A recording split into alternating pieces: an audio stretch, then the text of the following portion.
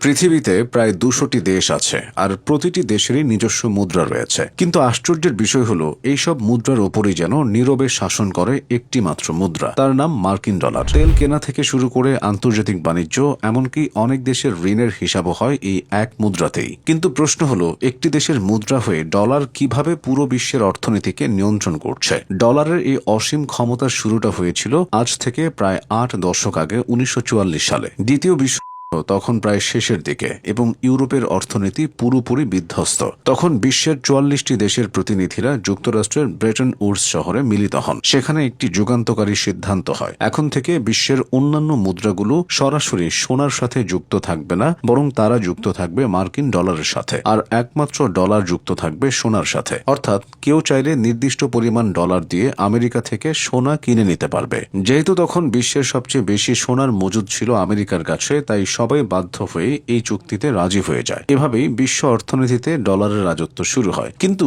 1971 সালে এসে দেখা দেয় বড় এক সংকট। আমেরিকার অর্থনীতি চাপে পড়ে এবং তৎকালীন মার্কিন প্রেসিডেন্ট রিচার্ড নিক্সন ঘোষণা দেন, ডলারের বিপরীতে আমেরিকা আর সোনা দেবে না। এই ঘটনাকে অর্থনীতিতে বলা হয় নিক্সন শক। সবাই ভেবেছিল সোনার ব্যাকআপ না থাকায় এবার হয়তো ডলারের পতন হবে। কিন্তু আমেরিকা খেলল নতুন এক মাস্টার স্ট্রোক। 1970-এর দশকে আমেরিকা সৌদি আরবের সাথে একটি ঐতিহাসিক চুক্তি করে। চুক্তির মূল শর্ত ছিল আমেরিকা সৌদি আরবকে সামরিক নিরাপত্তা দেবে, আর এর বিনিময়ে সৌদি আরব তাদের তেল বিক্রি করবে শুধুমাত্র মার্কিন ডলারে। যেহেতু তেল বিশ্বের সবচেয়ে প্রয়োজনীয় জিনিস, তাই পৃথিবীর সব দেশকে তেল কেনার জন্য ডলার মজুত করতে বাধ্য হতে হলো। জন্ম হলো পেট্রো ডলার সিস্টেমের, আর এই সিস্টেমই ডলারকে করে তুলল অজেয়। বর্তমান বিশ্বের দিকে তাকালে ডলারের শক্তির আসল রূপ দেখা যায়। 2025-26 সালের আন্তর্জাতিক মুদ্রা তহবিল বা IMF এর সর্বশেষ তথ্য অনুযায়ী বিশ্বের সব দেশের কেন্দ্রীয় ব্যাংকের মোট বৈদেশিক মুদ্রার রিজার্ভের প্রায় 57 থেকে 58% রাখা আছে মার্কিন ডলারে, যেখানে দ্বিতীয় স্থানে থাকা